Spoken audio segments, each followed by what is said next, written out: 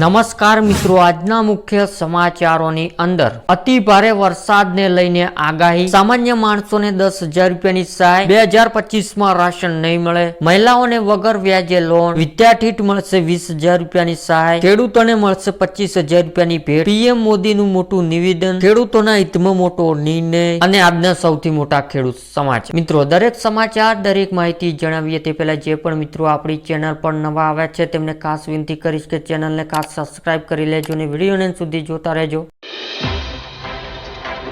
અતિ ભારે વરસાદને લઈને આગાહી એટલે કે મિત્રો રાજ્યમાં વરસાદની ગતિ ધીમી પડી ગઈ છે અને કેટલીક જગ્યાએ વરસાદના ઝાપટા સિવાય હાલમાં રાજ્યમાં ખાસ વરસાદ નોંધાયો નથી, જેના કારણે ખેડૂત પણ ચિંતિત છે અને વરસાદની રાહ જોઈ રહ્યા છે. જો કે હવે ચિંતા કરવાની જરૂર નથી, કારણ કે રાજ્યનો સાર્વત્રિક વરસાદનો રાઉન્ડ છે તે આવી રહ્યો છે.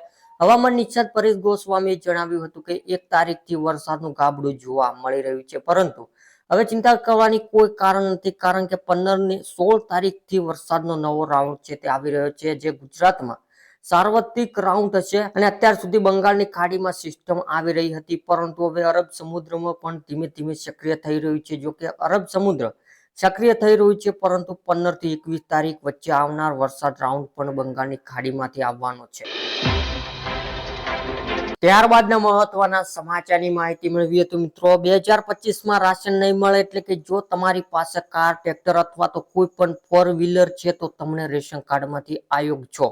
જો તમારી પાસે તમારા ઘરમાં રેફ્રિજરેટર, એર કન્ડિશનર અથવા તો અન્ય લક્ઝરી વસ્તુઓ છે તો તમને રાશન કાર્ડમાંથી પાત્ર નથી. જો તમારા પરિવારોમાં કોઈ સરકારી નોકરી કરે છે તો સમગ્ર પરિવારોને રેશન કાર્ડમાંથી લાભ નહીં મળે. જો તમારી પાસે 100 એકરથી વધુ જમીન હોય તો તમને રેશન કાર્ડ માટે અયોગ્ય છો. ત્યારબાદના મહત્વના સમાચારની માહિતી મેળવીએ તો મિત્રો સામાન્ય માણસોને 10,000 રૂપિયાની સહાય, એટલે કે ગુજરાતના દરેક ખેડૂતો, મજૂરો અને મધ્યમ વર્ગના પરિવારો માટે ગુજરાત સરકાર આપ્યા રાહતના સમાચાર, એટલે કે હવેથી જનધન યોજના ખેડૂતો, મજૂરો, અન્ય મધ્ય વર્ગના પરિવારો માટે 10,000 ઓવરટાપ આપવામાં આવશે. જ્યારે આ 10,000 રૂપિયાની સહાય મેળવવા માટે જનધન બેંક એકાઉન્ટ હોવું ફરજિયાત છે. જ્યારે પહેલા આ યોજના હેઠળ 5,000 રૂપિયાની સહાય આપવામાં આવતી હતી, તેને વધારીને 10,000 રૂપિયા કરવામાં આવી છે. ત્યારબાદના મહત્વના સમાચારની માહિતી મેળવીએ તો મિત્રો ખેડૂતોને મળશે 25,000 રૂપિયાની ભેટ, એટલે કે રાજ્યના દરેક નાગરિકોને રાસાયણિક ખાતર તેમજ જંતુનાશક દવાનો ઉપયોગ કર્યા વિના જે ઉત્પાદન કરે શાકભાજી પાકો સરળતાથી મળી રહે તે માટે શાકભાજી પાકો પ્રાકૃતિક કૃષિ પોષણ આપવાની યોજના છે તે અમલ મૂકવામાં આવી છે. આ યોજના હેઠળ શાકભાજી ખેતી પ્રાકૃતિક ખેતી પદ્ધતિ કરતા હોય તેવા ખેડૂતોને બિયારણ પ્રાકૃતિક, ઇનપુટિંગ ખેતી તથા શાકભાજી પ્રાકૃતિક ખેતી પોષણ મળે તે માટે મહત્વ 20,000 પ્રતિ હેક્ટર સહાય આપવામાં આવશે. આ યોજના અમલકરણ માટે રાજ્ય સરકાર દ્વારા અંદાજપત્ર 1 લાખની રકમ છે તે ફાળવવામાં આવી છે.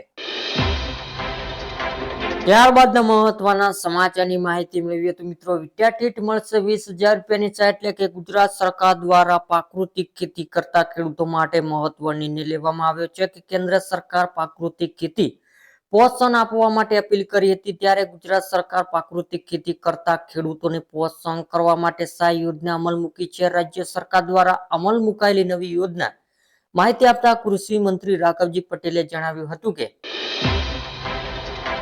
ત્યારબાદના મહત્વના સમાચારની માહિતી મેળવીએ તો મિત્રો ખેડૂતોને મળશે 25,000 રૂપિયાની ભેટ, એટલે કે રાજ્યના દરેક નાગરિકોને રાસાયણિક ખાતર તેમજ જંતુનાશક દવાનો ઉપયોગ કર્યા વિના જે ઉત્પાદન કરે શાકભાજી પાકો સરળતાથી મળી રહે તે માટે શાકભાજી પાકો પ્રાકૃતિક કૃષિ પોષણ આપવાની યોજના છે તે અમલ મૂકવામાં આવી છે. આ યોજના હેઠળ શાકભાજી ખેતી પ્રાકૃતિક ખેતી પદ્ધતિ કરતા હોય તેવા ખેડૂતોને બિયારણ પ્રાકૃતિક, ઇનપુટિંગ ખેતી તથા શાકભાજી પ્રાકૃતિક ખેતી પોષણ મળે તે માટે મહત્વ 20,000 પ્રતિ હેક્ટર સહાય આપવામાં આવશે. આ યોજના અમલકરણ માટે રાજ્ય સરકાર દ્વારા અંદાજપત્ર 1 લાખની રકમ છે તે ફાળવવામાં આવી છે.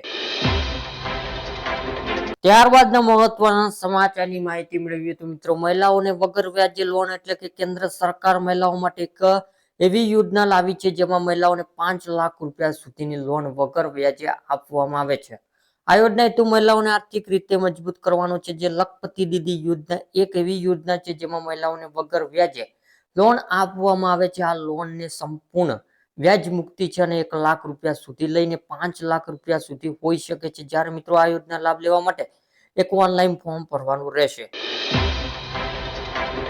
ત્યારબાદના મહત્વના સમાચારની માહિતી મેળવીએ તો મિત્રો, મોદીનું મોટું નિવેદન એટલે કે અમેરિકા ભારત પર ટેરિફમાં 25% વધારો કર્યા બાદ વડાપ્રધાન નરેન્દ્ર મોદીએ સ્પષ્ટ કરીને ભારત ખેડૂતોના હિતમાં ક્યારે સમાધાન નહીં કરે એમ સ્વામીનાથ શબ્દ સામેલ તેમણે કહ્યું છે કે સરકાર ખેડૂતોની આવક વધારવા માટે અને ખેતી ખર્ચ ઘટાડવા પ્રયાસશીલ. સોયાબીન, સરસવ અને મગફળીનું ઉત્પાદન રેકોર્ડ સ્તર પહોંચ્યું છે અને ભારત ખેડૂતો હિત થવા માટે કોઈ પણ કિંમત ચૂકવવાની તૈયારી છે. ત્યારબાદના મહત્વના સમાચારની માહિતી મેળવીએ તો મિત્રો, HCનો ખેડૂત હિતમાં નિર્ણય એટલે કે સુરેન્દ્રનગર જિલ્લામાં ખેડૂતોને હાઈકોર્ટ મોટી રાહત આપી છે, જે પાક વીમા યોજનાની બાકી રકમ 3 મહિનામાં ચૂકવવાનો હુકમ કર્યો છે, જે 2023થી મળવાપાત્ર સહાય બેંક વ્યાજ સાથે આપવાનો આદેશ આપ્યો છે, જે ખેડૂતોને પીક વીમા હેઠળ મળતર માગ રહ્યા હતા, જેને માન્યતા અપાઈ છે કે આ નિર્ણયથી ખેડૂતોને આર્થિક સહારો મળશે.